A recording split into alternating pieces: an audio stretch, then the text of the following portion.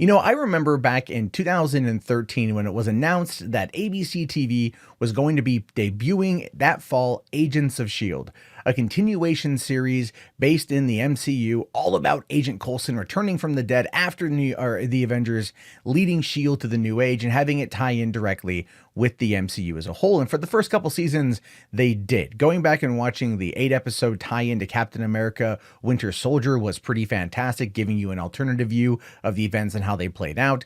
And then, of course, going into season 2 of Agents of S.H.I.E.L.D. and setting up the Inhumans, and then in season 3 outright having the Inhumans before that whole thing went to shit. It was definitely something that Feige and Jeff Loeb were going to be working on in order to make it a combined reality, a conjoined world. And then, of course, Perlmutter stepped in and he the whole thing up.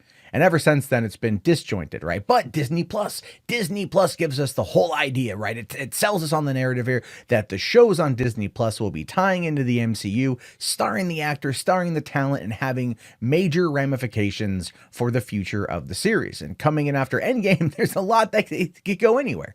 So what about then all the ancillary TV properties? Are they still going to be in the MCU but then not run concurrent with it? Or are they finally going to just, sack up and take care of it? We know that with the Netflix series that they were kind of running concurrent, but at the same time wasn't any kind of direct referencing. And that was an unfortunate thing, considering that ABC TV and Marvel TV owned those shows, which is why Netflix ultimately canceled them. The fact that they didn't tie them over made very little sense to me. And it could be because they were more mature and they didn't want to have it tied into the brand. But now that Disney owns Fox and they're going to be making more mature rated content under those banners under Fox in order to separate those from everything, you can still have it connected, but under the same banner. And the whole reason why I'm bringing that up is because we got this. Hulu orders Ghost Rider and Hellstrom live action Marvel TV series, which is cool.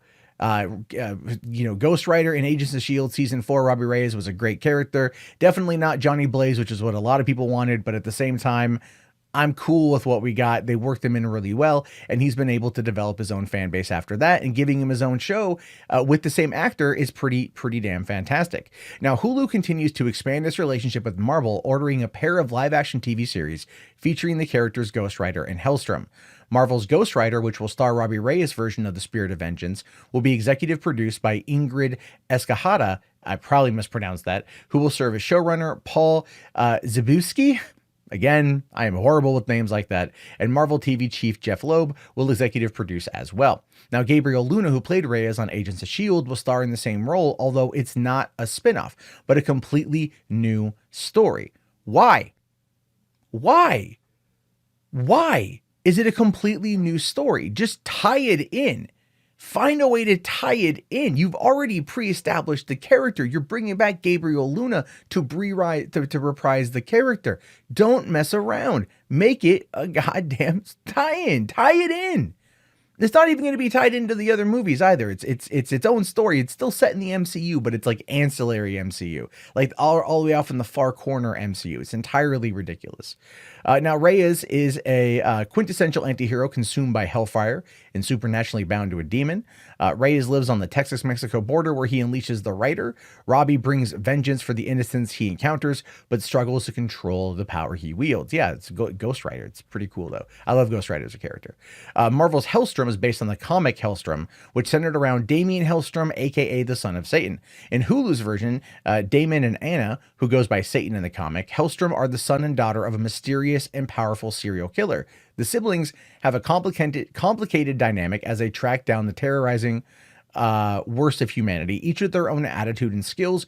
Marvel's Hellstrom is also executive produced by Zbyszewski and also Jeff Loeb. Both series are co-productions between Marvel Television and ABC Signature Studios and will debut in 2020. Okay, so Hulu is going to be bringing the more edgier versions of these shows, right? They are. Hulu is going to be where Daredevil eventually ends up, and Jessica Jones eventually ends up, and The Defenders eventually ends up, when those shows do inevitably come back, because I do believe that they will inevitably come back. But what that says to me at the same time is that they are setting up this side of it in order to ultimately take over, right? Right now, okay, the Hulu split is 60% Disney, 40% Well, really, it's like 65% Disney and 35% Comcast. Okay, and so right now they're negotiating with Comcast to take over the rest of that percentage, to outright own Hulu and use it as a side entity to Disney Plus. Keep in mind, Hulu already has 28 million monthly subscribers, and that's up from like about a few years ago where it was struggling immensely. This is before The Handmaid's Tale and some of their original shows, but it was struggling immensely and only had 8 million monthly users. And I've been a Hulu user since I think 2010. 2009, 2010. I've had it for a very, very, very long time. And so I like the fact that they're kind of giving into these, they're playing into this sort of thing. Plus they got Veronica Mars coming July 26th. So I'm very happy about that. Now, the reason why I'm a little bit annoyed with what they're doing here has everything to do with the lack of continuity in the MCU as a whole. Stop that. Absolutely stop that. Tie it in.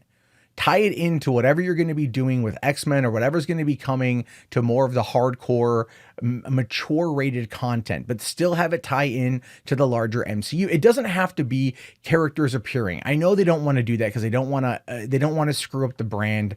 And after Avengers Endgame goes on to make nearly $3 billion, obviously they know what they're doing, and some idiot from Washington looking into a camera talking about it isn't the person in charge. But I think I should be.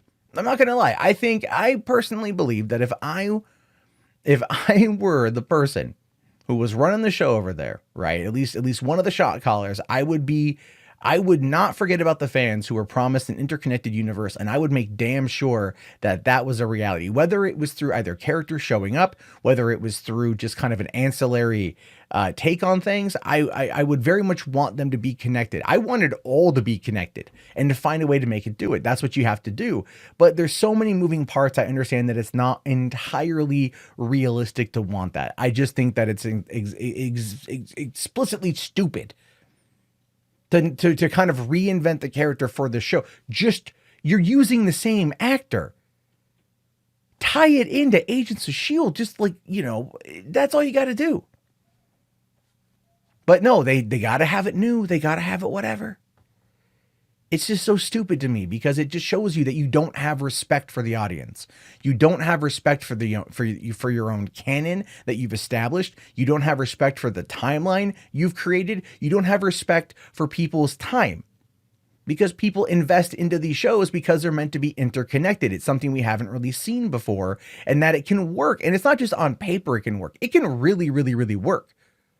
But there's no Kevin Feige, essentially, for overseeing the Marvel TV side of things. I know it's meant to be Jeff Loeb. I know he's meant to be that guy. And I'm not throwing any shade at Jeff Loeb. I think he's a good dude. But he clearly is not pushing back hard enough with the higher ups, his bosses, to go, we need to make this a connected universe and whatnot. Like, somebody needs this. And I think it all has to do with Ike Perlmutter. He's the reason. Disney should just buy out his contract or buy out his stake or do whatever they can to get rid of him, corner office him if they have to, and then bring it all together. Because I do think ultimately he is the biggest issue here. And it might require someone like Jeff Loeb to go to Bob Iger and say, I'm not answering to him anymore. Because the fans want it. The fans are willing to spend the money, and we're struggling over here because we're not the movie side of it. The movie side is connected. The movie side is absolutely connected. And Kevin Feige is handling Disney Plus. So why not just why not have Loeb answer to Feige and have them collaborate? I don't get it. It all goes back to Perlmutter, in my opinion. And if anyone's going to be the death of what we know as the MCU, it's going to be him. Because he is terrible at his job. At least that's what I know of it. If I'm wrong, please someone tell me.